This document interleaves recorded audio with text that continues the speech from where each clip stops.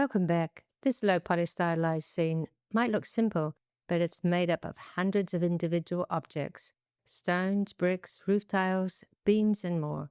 Without a well-organized outliner, finding anything in a scene like this quickly becomes a nightmare. So in this video, I'll show you 5 outliner tips I use every day to keep my projects like this fast and easy to work with. Hello, my name is Wendy. Let's start with tip 1. Find any selected object instantly. This is one of my favorite shortcuts. Have you ever selected an object in the viewport, then tried to find it in the outliner? In a big scene like this, that means scrolling through hundreds of objects. Instead, keep the object selected, move the cursor over to the outliner, and press the period key on the numpad. Blender instantly scrolls to the object and highlights it in the outliner. This is really handy and it will save you a lot of time. Let's continue with tip 2, expand and collapse collection levels. Once you've found the collection you're looking for, navigating a large scene becomes much easier with a couple of simple keyboard shortcuts. You can click the small arrows to manually expand and collapse the collections, but an even faster way is to hover the cursor over the outliner and press the numpad plus key. This expands each collection by one level at a time.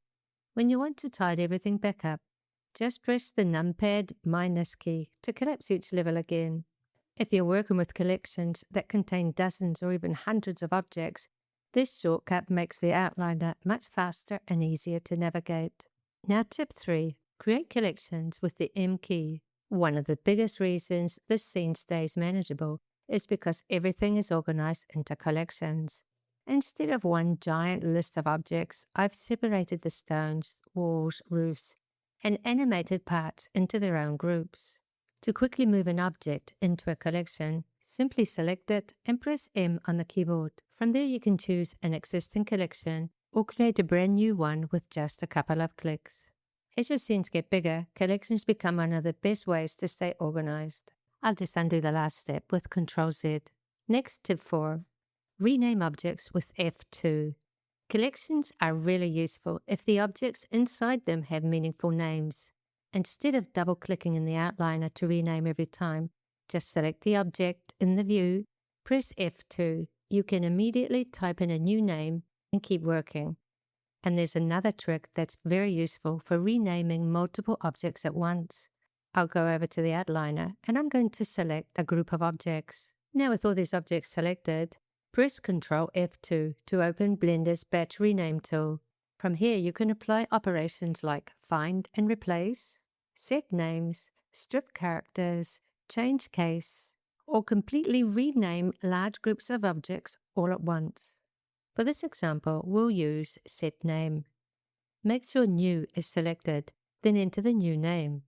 I'll rename this to Stone Path. Blender will rename all the selected objects using the new name you just chose, then automatically add numbers to each one so every object has a unique name. With a couple of clicks, your entire selection is organized. It only takes a few seconds while you're modeling.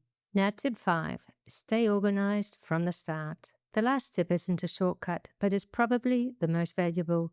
Try to organize your scene while you're building it instead of waiting until the end. Create collections as you go. Rename objects when you make them. Keep similar assets grouped together. When your project grows from 20 objects to several hundred, you'll still be able to find exactly what you're looking for in seconds. A little bit of organization now can save you hours. Those are 5 Blender outliner tips that I use every day. If you've got a favorite outliner shortcut that wasn't on this list, let me know in the comments. I'd love to hear how you organize your Blender projects. Well, we'll wrap up here. Thanks for watching, and I'll catch you in the next one.